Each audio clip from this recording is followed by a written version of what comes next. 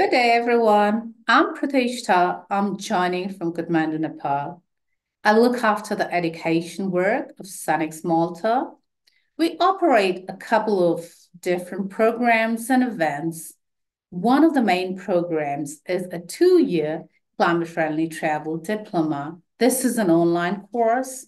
We operate this in collaboration with the Institute of Tourism Studies in Malta. I'd like to thank my colleagues from ITS, mainly Dr. Simon Karuna, with whom I work very closely. We're currently in the third year of this diploma program. I was a student myself of the first cohort.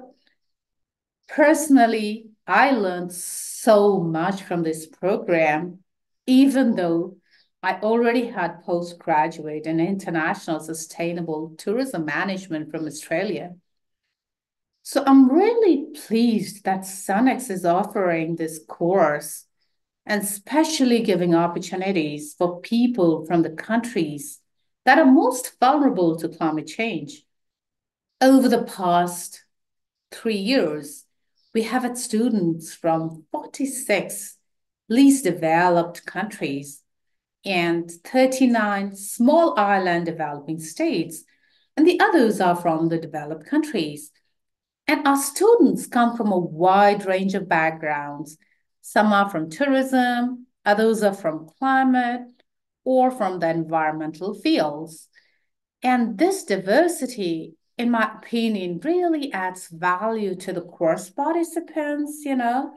Besides the learning they receive from our renowned guest lecturers from all over the world. Our new diploma session is starting this end September.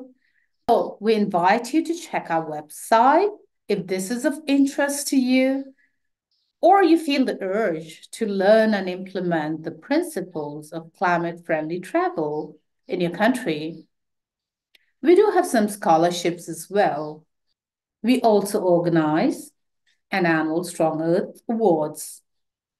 In fact, we'll be announcing the award winners of 2024 towards the end of the summit. So please stay tuned, especially if you have applied for the awards. And this Strong Earth Youth Summit is also held annually. We really appreciate your support by joining us today.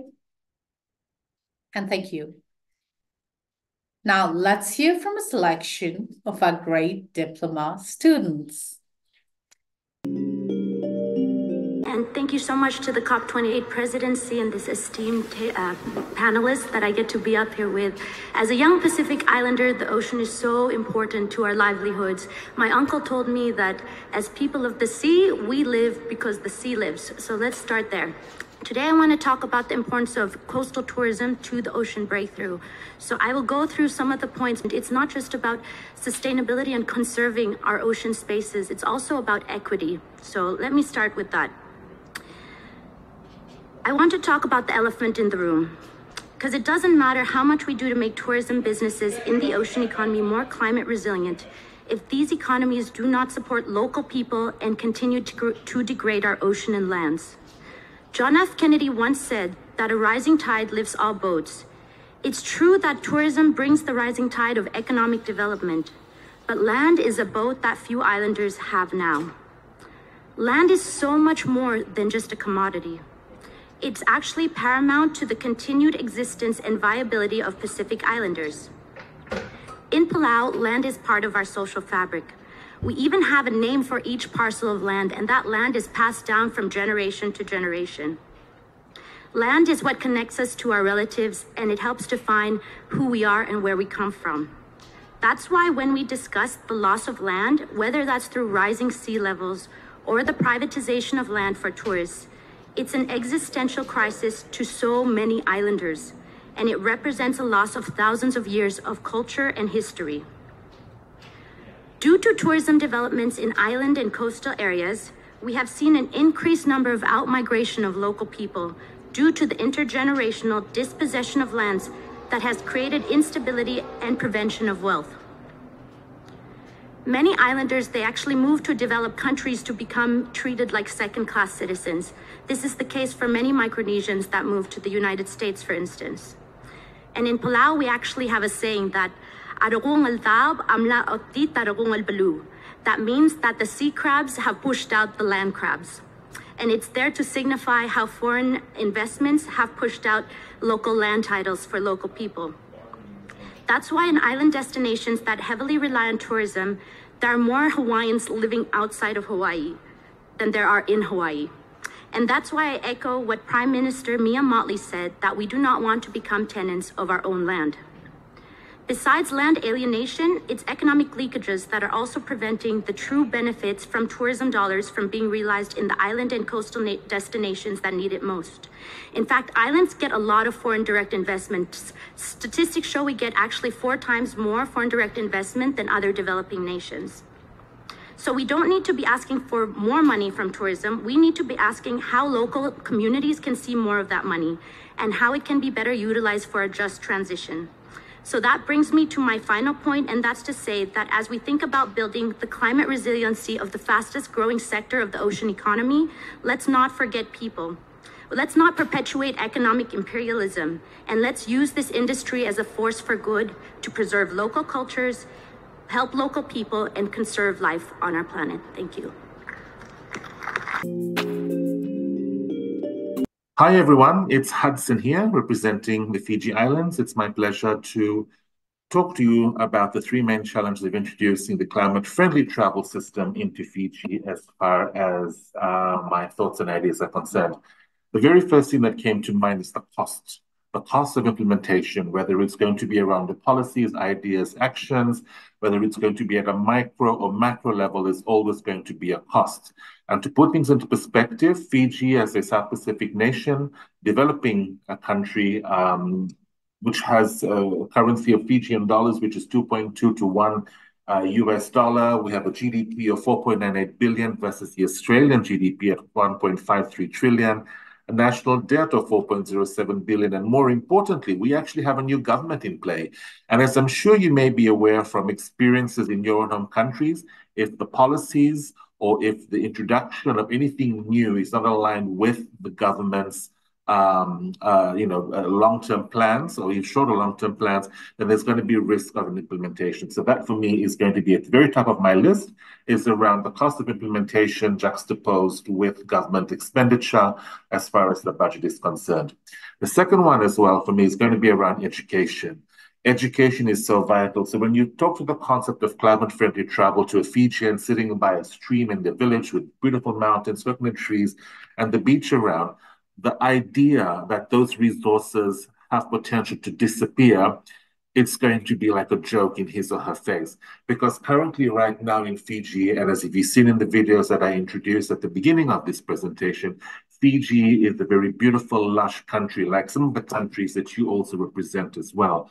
So we need to start educating at an elementary or primary school level about the possible impact that climate-friendly travel or the climate-friendly travel or the absence of climate-friendly travel will have on our country if we don't do something and start shaking people up and saying, this is what potentially can happen to you. So we definitely need to challenge the status quo. The other third one as well that I thought was very unique to Fiji as a destination is the traditional society and the way of living. Fiji offers over 333 islands. We have 3 confederacies, 14 provinces and 1,166 villages. Whilst there is modern government in play, there is also traditional governance because this has been the way of life for over 3,000 years. So coming in to introduce something like this, we definitely need to make sure that our chiefs are aligned with the concept. And we also need to make sure that from a governance perspective as well, that the voices of the chiefs are carried out throughout the islands to ensure that people will come on board and react to the fact that if we do not introduce a climate-friendly travel system within the country, then the resources which are near and dear to our people, which is the land and the ocean, have high risk of disappearing. So there are the pointers on the screen, but as far as I'm concerned, these are some of the potential risks as well that we have for Fiji. Thank you so much.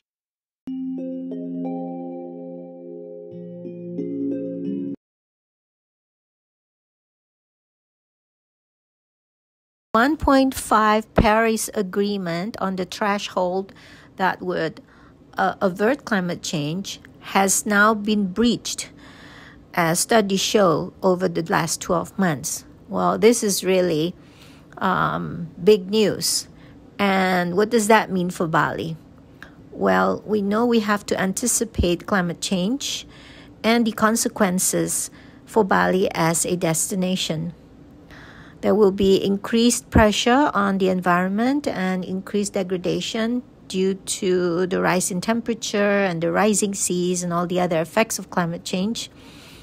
And very much is the impact on the economy, obviously, as 50% of the economy relies on tourism. And it's really important to plan for this changing future and to realize that adaptation is a very key factor that Bali has to do in order to adapt to climate change. Climate-friendly travel services can create a roadmap for Bali to cope with climate change. And this is called the Plan B for Bali.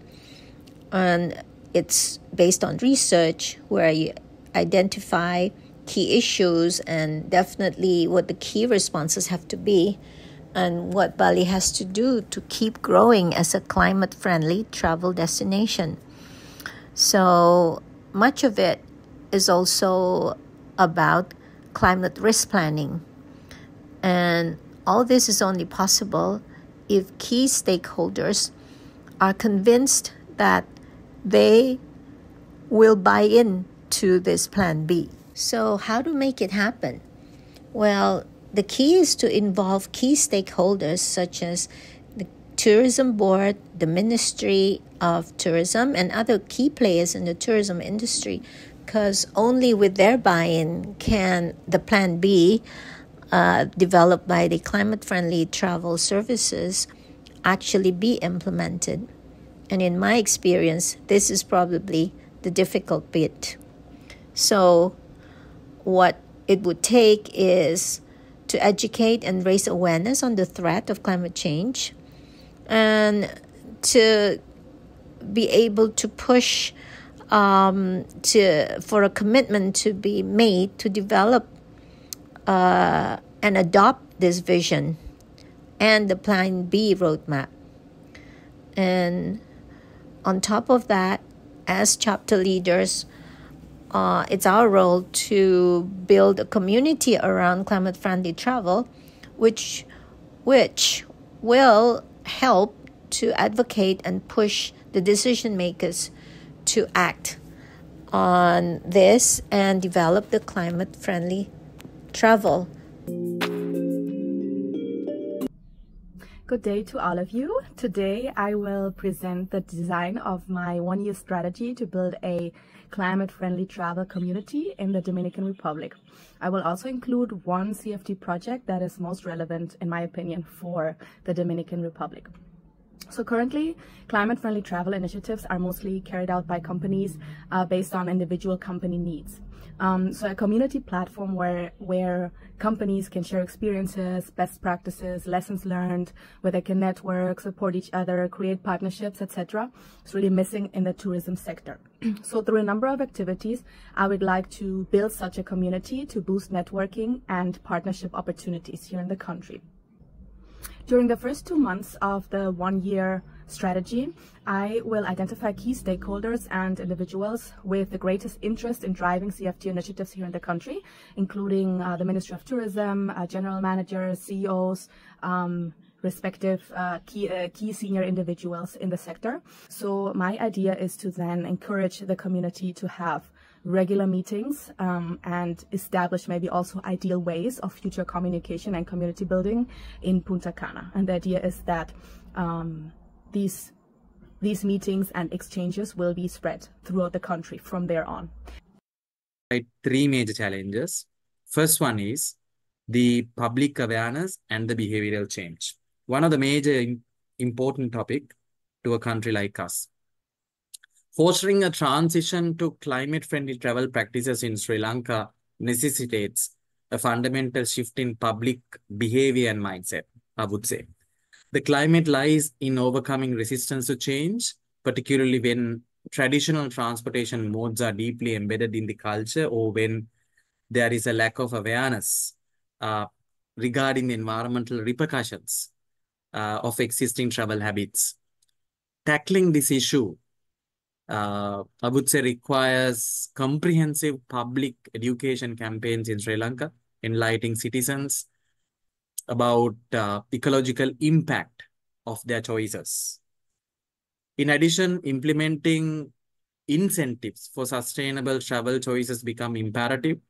Motivating individuals to embrace environmentally friendly alternatives is again challenging. So by actively engaging the public through awareness,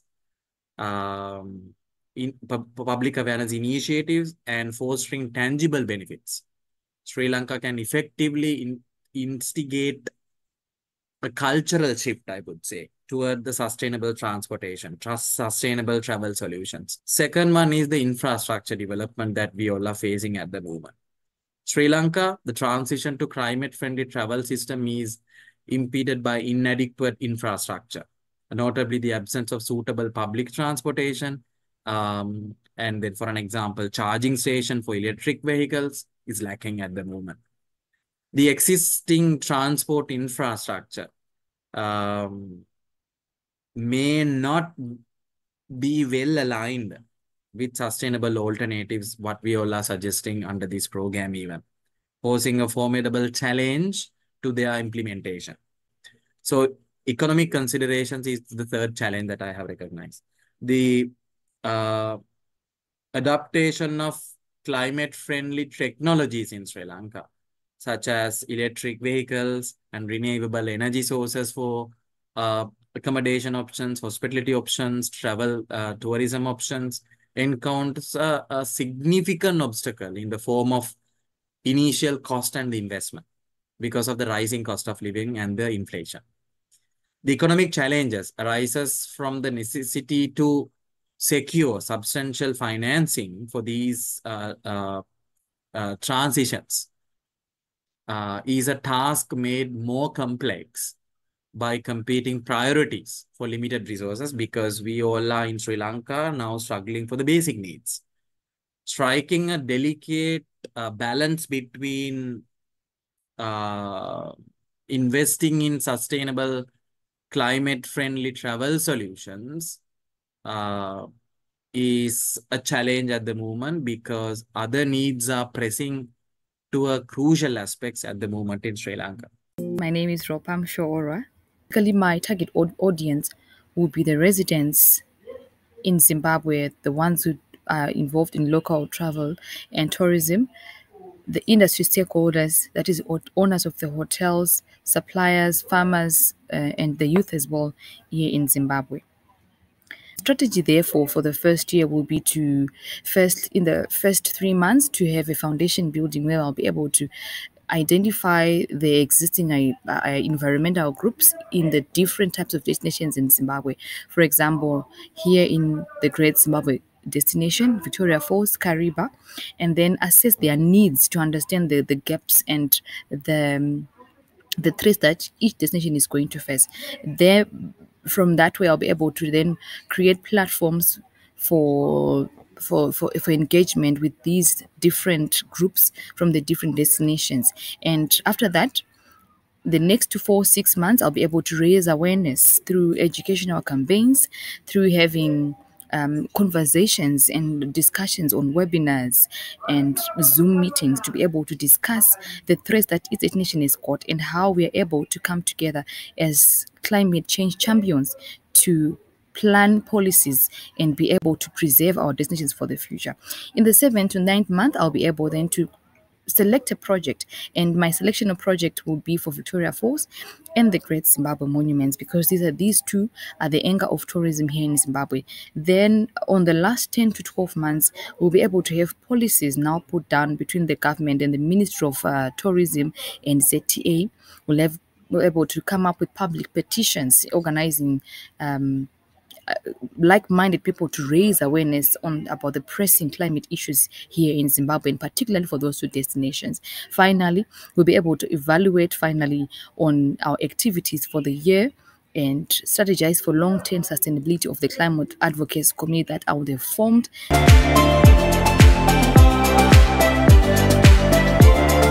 You all know what is happening now in Haiti. It's been a very challenging 2 years for us. In the last 2 years, the president of the country was assassinated, and since that, there was like a big problem, social, political, and violent and conflict crisis in Haiti. That's really put a lot of challenges to do the work that we are doing in Haiti.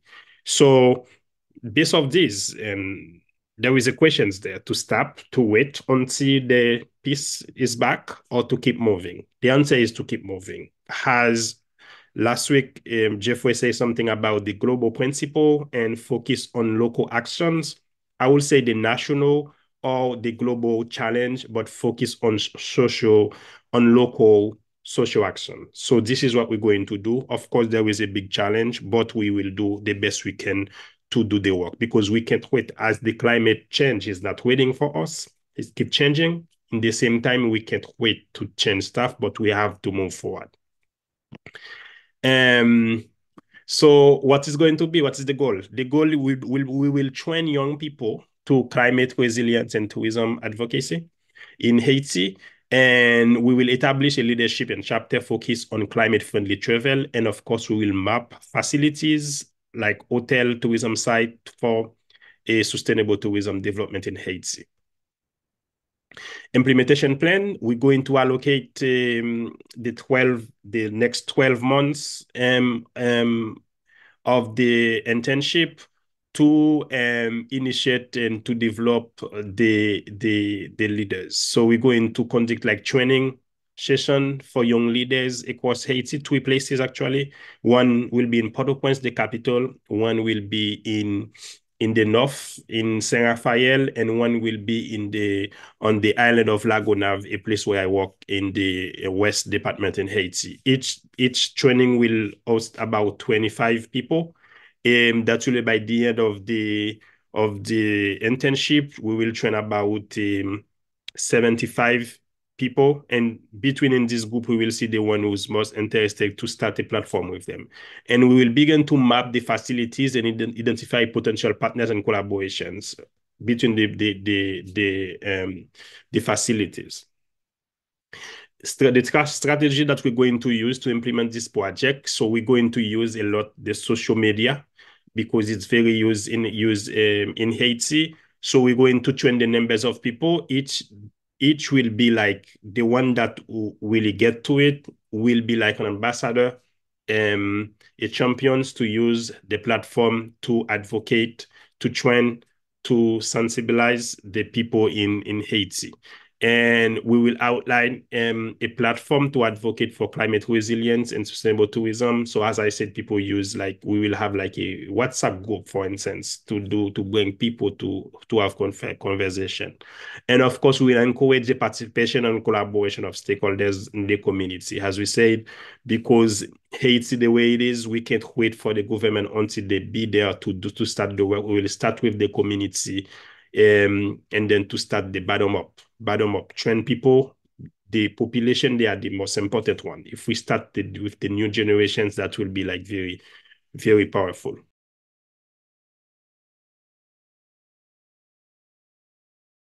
Greetings to everyone from Ukraine. I'm Victoria Kiptenko. One can imagine how vital for us Ukrainians was the possibility to join Sonic's Malta climate-friendly travel diploma in 2022. This cause made us strong in knowledge. Thanks to the lectures and more, thanks to the tasks and debates we prepared and participated in, we got the universal capacity for reasoning the existential nature of climate change. Time is right, and ambitious and motivated ones are ready to success. Hello to everyone, I'm Katerina Dolhova, and I'd like to notice that this course is also about the atmosphere of solidarity and support. The four of us became co-leaders of the CFT Ukraine chapter. It is a part of the network of like-minded activists and motivated ambassadors unarmed by meaningful proficiency. Many Ukrainian stakeholders of the travel and tourism sector notice a shortage of specialists because of endless professional migration abroad. Besides, they need experts in green post-war recovery. That is why, at the interns of the diploma, we move forward in a concrete direction, and we test our abilities and capabilities now.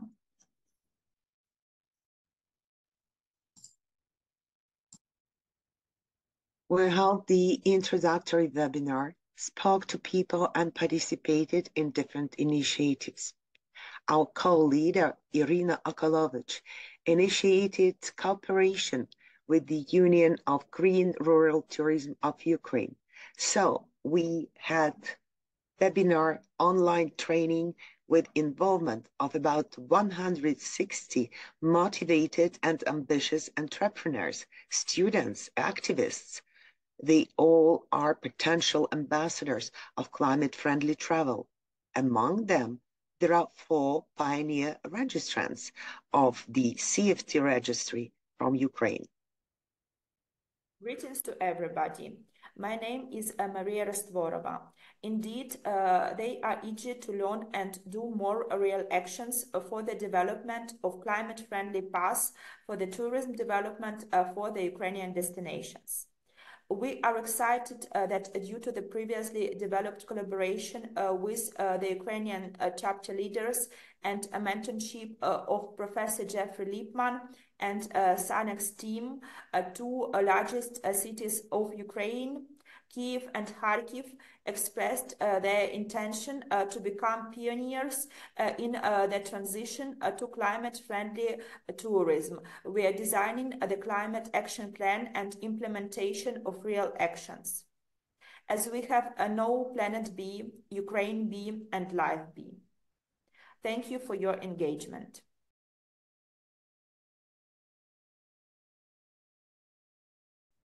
This is Anil from India, and I'm presenting the plan of action for the next 1 year. I have devised into 4 quarters, and each quarter have come up with some actionable plans, and here they are. Particular single slide I have collected from session 9, where Jeffrey presented this entire ecosystem of CFT. To understand the Indian context, I have also presented the situation in India as India is doing good in terms of addressing the Paris 1.5 agreement. However, there's a lack of knowledge in tourism domain specific, so we want to trigger that in the next 1 year with CFT chapter in India. Initiate the whole process, I have devised the timeline into 4 quarters. And the first quarter, we wish to start with a chapter launch, the Indian chapter launch, wherein we are envisaging 100 participants to be there, and subsequently these 100 to be recruited into the CFT registry. If that happens, then we'll find the initial ecosystem to trigger the whole process. In the quarter 2, the first focus we want to envisage would be the aviation industry, because that's some industry wherein none of the communication is really being exchanged with the public domain. And we want to really trigger that honeycomb so that we can extract the information to work on it and come up with some more intervention in the process. In the same quarter, we want to come up with an event, which will be like an education to action kind of event on the climate-friendly travel. That will be subsequently can be an event for the globe also. And in the third quarter, we want to transform at least one single destination with the possible interventions of climate-friendly travel, like maybe introducing the construction patterns into recyclable material like bamboo, or else installation of solar panels, or implementation of electric vehicle transportation, food practices which might be more towards friendly, vegan diet or vegetable diet, then treating the water, etc. And the similar kind of activity we want to propose it for the local government also, so that they can implement this process for the various destinations in the state. In the fourth quarter, we are providing the services to the members who registered with us, so that they can also transform and adopt the climate-friendly practices and technologies in their in their properties. And we want to create, by the end of 1 year, create at least one person representing each state in India. And India is blessed with around 28 states as of now. Good day. I am Maud Masiwa, and I am a former CFT student through SUNEX Malta and ITS Malta. The course has opened many doors of opportunity for me in the area of climate change and its intersection with the tourism industry. I am also the chapter coordinator for SUNEX Malta, as well as the chapter leader for Zimbabwe. And with the support of my colleague, Lina Mkoji, we look after nearly 100 chapters, mostly in poor and small island states all over the world. As my colleague practitioner noted earlier, all our enrolled students complete approximately 300 hours of learning in their first year. Thereafter, in their second year, they move into their internship. And here the students become chapter leaders with the objective of driving a climate-friendly travel community in their own country. The CFT chapter operates on the ethical sustainability principles of the Earth Charter that was inspired by Maurice Strong after the 1992 Rio Earth Summit. The same chapter leaders help us by identifying like-minded individuals in their own country who will undertake a shortened induction course and will also support the chapter in strengthening its local action.